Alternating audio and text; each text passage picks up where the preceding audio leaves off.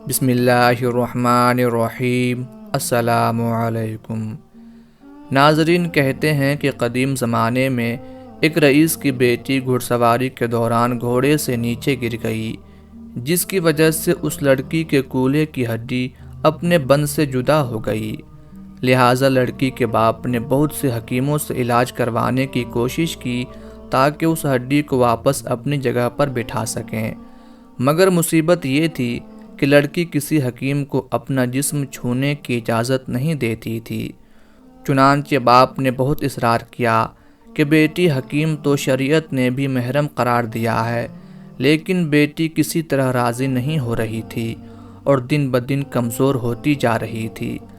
آخر لوگوں نے مشورہ دیا کہ شہر سے باہر ایک بہت ہی دانا حکیم رہتے ہیں، آپ ان سے مشورہ کر لیں۔ ناظرین، وہ شخص حکیم صاحب کے پاس گیا اور اپنا مسئلہ بیان کیا۔ حکیم صاحب نے کہا کہ ایک شرط پر میں آپ کی بیٹی کا کولہا ہاتھ لگائے بغیر واپس بٹھا سکتا ہوں۔ وہ شخص کہنے لگا کہ جو بھی شرط ہو وہ قبول کرنے پر آمادہ ہے۔ حکیم نے کہا کہ شرط یہ ہے کہ ایک بہت موٹی تازی گائے میرے لیے لاؤ تو میں علاج کر دوں گا۔ وہ شخص بہت بھاری قیمت پر شہر کی سب سے موٹی تازی گائے حکیم صاحب کے گھر لے گیا۔ حکیم صاحب نے کہا کہ آپ اپنی بیٹی کو پرسوں اپنے ساتھ لے آئیں، اسی دن اللہ کے حکم سے اس کا علاج کر دوں گا۔ جب وہ شخص چلا گیا تو حکیم صاحب نے اپنے شاگردوں سے کہا کہ 2 دن تک نہ تو گائے کو گھاس کا ایک تنکا کھلایا جائے اور نہ ہی پانی کا ایک قطرہ پلایا جائے۔ شاگرد حیران ہوئے کہ اتنی تنومند گائے 2 دن میں بھوک اور پیاس سے مر نہ جائے، لیکن چونکہ استاد کا حکم تھا اس لیے تعمیل کے سوا کوئی چارہ نہ تھا۔ 2 دن تک گائے بھوک اور پیاس کی شدت سے بہت کمزور ہو گئی۔ دوپہر کے وقت وعدے کے مطابق وہ شخص اپنی بیٹی کو چارپائی پر ڈال کر حکیم صاحب کے پاس لے آیا۔ حکیم نے لڑکی کے والد سے کہا کہ اپنی بیٹی کو گائے کی پیٹھ پر بٹھا دیں۔ سب بہت حیران ہوئے، لیکن حکم ماننے کے علاوہ اور کوئی راستہ نہ تھا۔ لڑکی کو گائے کی پیٹھ پر بٹھا دیا گیا۔ اب حکیم صاحب نے اپنے شاگردوں سے کہا کہ لڑکی کے دونوں پاؤں گائے کے پیٹ کے گرد رسی سے باندھ دیں۔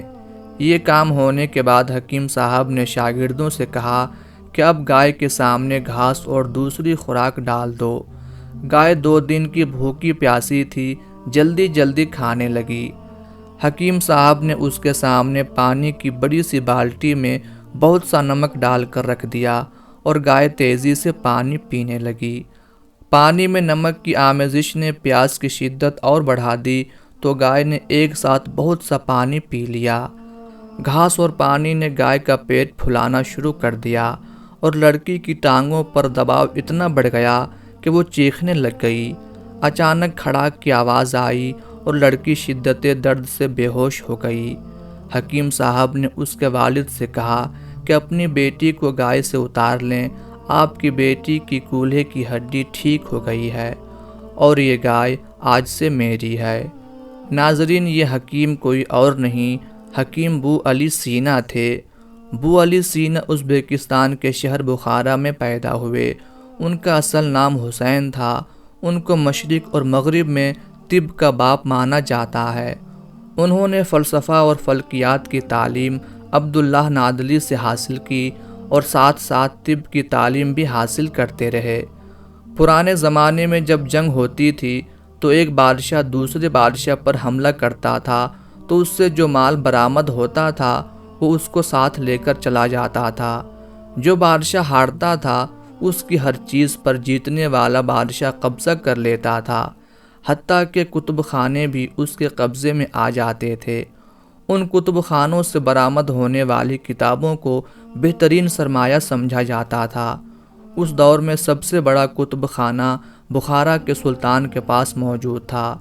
جوانی کے دور میں جب بو علی سینا کو پتہ چلا کہ ایسا ہی کتب خانہ بخارا کے سلطان کے پاس موجود ہے تو وہ کتب خانے میں جانے کے لیے طریقے تلاش کرنے لگا۔ اس کو کہیں سے پتہ چلا کہ بخارا کا سلطان ایک ٹانگ کے مرض میں مبتلا ہے اور بادشاہ نے اعلان کر رکھا ہے کہ کہ جو میری اس بیماری کا علاج کرے گا میں اس کو منہ مانگا انعام دوں گا۔ اس نوجوان نے اس بیماری کو حل کرنے کے لیے حکمت پڑھنی شروع کر دی اور سلطان کے پاس چلا گیا اور دعویٰ کیا کہ میں آپ کے ٹانگوں کی بیماری کا حل کر سکتا ہوں۔ سب طبیب جو ادھر موجود تھے انہوں نے اس کا مذاق اڑایا اور کہا کہ ہم اتنے قابل ہو کر یہ ٹھیک نہیں کر سکے، تم کیسے کر لوگے؟ جس پر اس نوجوان نے پھر اپنا دعویٰ کیا کہ میں اس بیماری کا علاج کر سکتا ہوں۔ بادشاہ نے حامی بھر لی اور اس لڑکے نے کچھ ہی دنوں میں بادشاہ کی بیماری کا حل کر دیا۔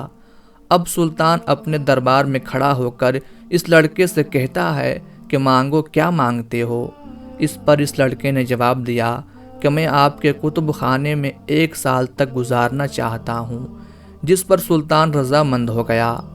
ناظرین، ابو علی سینا کی ذہانت کا اندازہ اس طرح سے لگا سکتے ہیں کہ وہ 1 سال میں پورا کتب خانہ حفظ کر گیا اور سلطان بھی یہ دیکھ کر حیران رہ گیا کہ اس نے تو پورا کتب خانہ ہی حفظ کر لیا ہے۔ یہاں سے نکلنے کے بعد ابو علی سینا نے ایسی کتابیں لکھیں جو رہتی دنیا تک یاد رکھی جائیں گی۔ ابو علی سینا کہتے ہیں کہ میں نے اپنی زندگی میں محبت کی سب سے اعلیٰ مثال تب دیکھی جب سیب 4 تھے اور ہم 5۔ تب میری ماں نے کہا کہ مجھے سیب پسند ہی نہیں ہے۔ ان کی حکمت پر ایک اور دلچسپ واقعہ مشہور ہے کہ ایک دفعہ بخارا کے سلطان کا بیٹا عجیب و غریب بیماری کا شکار ہو گیا۔ شہزادہ احساس کمتری اور نفسیاتی مریض بن چکا تھا۔ ایک وقت ایسا بھی آیا جب اس کو بیماری نے پوری طرح سے گھیر لیا، یہاں تک کہ یہ اس بیماری کا شکار ہو گیا تھا کہ یہ اپنے آپ کو ایک گائے تسلیم کرتا تھا اور یہ اکثر دوسرے لوگوں سے کہا کرتا تھا کہ مجھے ذبح کر کے میرا گوشت کھاؤ، میرا گوشت بڑا لذیذ ہے۔ سلطان اپنے بچے کی یہ حالت نہیں دیکھ پا رہا تھا۔ اس نے ابو علی سینا سے التجا کی کہ آپ میرے بچے کا علاج کیجئے۔ ابو علی سینا نے علاج کی حامی بھر لی۔ وہ شہزادے کے پاس گیا اور اس سے کہا کہ ہم تم کو ذبح کرنے والے ہیں، لہٰذا تم خوش ہو جاؤ۔ شہزادہ بڑا خوش ہو گیا۔ ابو علی سینا نے دوسرے لوگوں سے کہا کہ اس کے ہاتھ پاؤں پکڑ کر باندھ دو، کیونکہ ہم اس کو ذبح کرنے والے ہیں۔ ابو علی سینا اس کے سامنے چھری تیز کر رہا تھا اور ساتھ ساتھ کہہ رہا تھا کہ آج تمہارا گوشت کھائیں گے۔ پھر وہ اس کے پاس آیا اور آ کر کہا کہ یہ تو بڑی کمزور گائے ہے، اس میں سے تو گوشت نکلے گا ہی نہیں۔ آپ پہلے اس کو کھلا پلا کر موٹا تازہ کریں، تب جا کر میں اس کو ذبح کروں گا۔ جس پر اس شہزادے کو یہ احساس ہوا کہ اب اس کو ذبح ہونے کے لیے موٹا ہونا ہے، لہٰذا وہ حسب معمول اچھی طرح سے کھانے پینے لگا تاکہ وہ صحت مند ہو جائے اور اس قابل ہو سکے کہ اسے ذبح کیا جا سکے۔ جبکہ آہستہ آہستہ کھانے میں اسے دوائیں بھی دی جانے لگی اور 1 ماہ کے اندر ہی شہزادہ تندرست ہو گیا۔ اور اس طرح ابو علی سینا نے اپنی ذہانت اور حکمت کی بنا پر اس عجیب و غریب مریض کا علاج کامیابی کے ساتھ کر دکھایا۔